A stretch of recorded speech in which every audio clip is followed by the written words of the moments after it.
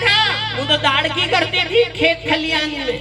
और थारा बाप है युद्ध में एक सेना में भर्ती था, छोटा सा, उसमें प्राण चले गए, तू गर्भ में था, 8वां महीना था तेरा।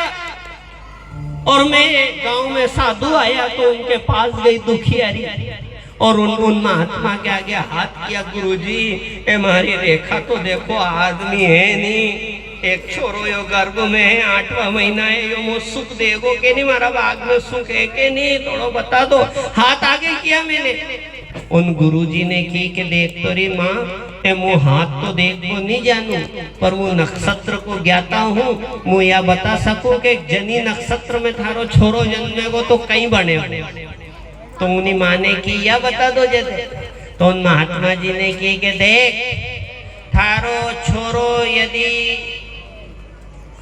13 के दिन जन्मे, 13 के दिन रात्रि में जन्मियो, तो थारो छोरो बताऊं बड़ो भारी डाकू बने। अरे हाँ। दूसरा, यदि 14 के दिन सुबह सुबह धारा छोरा को जन्म होयो तो यो सेठ बने, और 14 के दिन यदि रात में थारा छोरा को जन्म होयो तो फिर यो चोर बने। और पूर्णिमा के दिन यदि गोधुली बेला में, पूनम के दिन गुरुवार का दिन हो और पूर्णिमा को दिन हो गुरुवार, और उन दिन गोधुली बेला में यदि तेरा छोरा को जन्म हो गयो तो फिर वो राजा बनेगा, राजा। जैसे उन्हीं माँ ने सुनी तो 8वां महीना में संकल्प कर लिया कि मारा छोराएं जन्म दूंगा तो मु पूनम के दिन गोधुली बेला में जन्म दूंगा। अब यहाँ तेरी माता बहना बेटी है, विचार करो, 1 महीना पहला संकल्प ले सकोगे कि फलानी तिथि में जन्म दूंगा, संभव ही नहीं है। तो डॉक्टर भी मना कर देगा, धीरे अभी टाइम है, 15 दिन बाद आना, 8 दिन बाद आना। अब उस समय घबरा के संकल्प ले लिया। पर एक बात ध्यान रखना, मावस निकली और पड़वा से ही उन्हीं माँ के दर्द चालू हो गया। दूज के दिन तो दाई माँ बुलानी पड़ी, अब छोरा को जन्मेंगे। आस पड़ोसी इकट्ठा हो गया, आदमी नहीं हो रहा, नहीं सासू नहीं ससुरा नहीं, कोई नहीं, आस पड़ोसी इकट्ठा हो गया, छोरा जन्म दे दे रही, कहाँ पूनम का तो मेरा 15 जने का।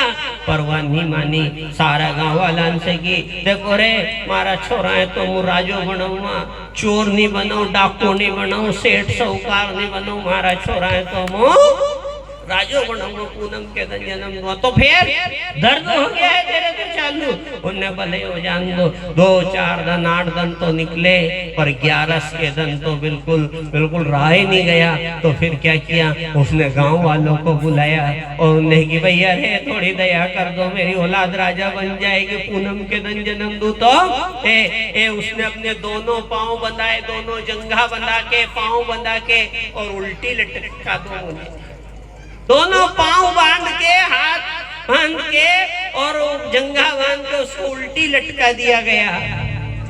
जैसे तैसे 11 तो निकल गई, 12 सही, 13 सही। 13 के दिन तो ये हालत हो गई कि मुख के आगे खून की धार चल गई। लोगों ने हाथ जोड़ा, है मत कर रही, तू मर जाएगी, छोरो मर जाएगा, दे दे जन्म, मत नाटक करिए। तो ज्योतिष ये कुछ भी कह देते, नहीं, आज जन्म को मारो छोरो डाकू बनेगो, ऐसा काम नहीं करूं मैं तो पूनम के दंडी दूंगा। खूब कष्ट झेला, मुख के खून की धार आ गई, आंखें लाल हो गई, पुतलियों में खून उतर आया। लोगों ने हाथ जोड़ाए, मत कर रही, मत कर, प्राण चले जाएंगे। छोरा डाकू बन गया, लाज के मारे कुआ बावड़ी टुंडुआ पे बाद में, जैसे तो अभी मर जाऊंगी, जन्म नहीं दूं, हमारी रस्सी के कोई हाथ मत लगा दीजो, प्राण दे दूं। कोई ने हाथ नहीं लगाया। साहब उस माँ ने 5 दिन तक खून से लथपथ धार चलती रही, वो लटकती रही। आखिरकार पूर्णिमा का दिन आया, गोधुली बेला आई और उन्हीं ने कि रस्सी छोड़ो रे, रस्सी छोड़ो। और जैसे ही रस्सी छोड़ा, उस छोरा को जन्म हुआ। वो राजा बना और उन्हें वही राजा से कि तुम्हारो कर्जो उतारो धनी रे तो राजो बनायो मैंने उल्टी लटक गई में तो राजा बना। और हमारी नहीं मानो तो इतिहास में उस राजा का नाम राजा टोडरमल था। राजा अकबर के शासन में 9 रत्नों में एक रत्न था, उसका नाम राजा टोडरमल था। और जो ये जमीन नापते नहीं अपन, खसरा नकल बोलते हो नापने का जमीन का, ये राजा टोडरमल ने बनाया जो आज तक चल रहा है। ये खसरा ये भले हमारे नहीं मानो तो पूछ लेना आप, ये राजा टोडरमल के इतिहास से आ रहा है। और वही राजा जो माँ उल्टी लटकी थी उसको जन्म देने के लिए शुभ नक्षत्र, वो माँ का ऋण बड़ा भारी हो। यही तो हुआ आखिरी में। हम आपको मन आत्मा से बता दे, कथा तो क्या बता दे, वो देव की तो रोई बापड़ी। और रोते रोते वासुदेव जी से जेल में बोली कि मुझ भगवान ने जन्म दे रही तो मुझ भगवान हूँ कि मारा बाग पे रो। तो वासुदेव जी ने की ऐसी बात क्यों करे तू तो भगवान है जननी है, खूब प्रसन्न हो, खूब आनंद में रहो। ए मु भगवान है तो जनू और देखो कसी मामू ए घड़ी भर में दूध नहीं पिला सकू मारा छोरा है, घड़ी भर में दूध नहीं पिलायो, मैंने उन्हें पापी ने भूख ही मार दिया। क्योंकि जब पहलो छोरो जन्मनी जब वासुदेव वह दूध पिलावा लगी देव की, तो वासुदेव जी ने मना कर दी दूध मत पिला रही, दूध मत पिला। तो देवकी ने कि तुम कसा पिता हो, पापड़ा छोरा भूखो रो रहे हो, दूध पिलावा दो नहीं। यदि तेने आज दूध पिला दियो और दूध उतर आ गया तो पापी आ रही है, तो मार दे। फिर रोज रोज दूध उतरेगा तेरे स्तन में तो तू रोज रोएगी, छोरा याद करेगी कहाँ से लाऊं, हमें कहाँ से पिलाएगी। तू देखो भगवान की माँ में कष्ट पड़ा है, भगवान की माँ की कथा है। 8वां में जब भगवान आया था तब देवकी उनकी सूरत देख के खूब रोई थी, खूब रोई। और वो फिर आखिरी में ऋण उतारा था भगवान ने।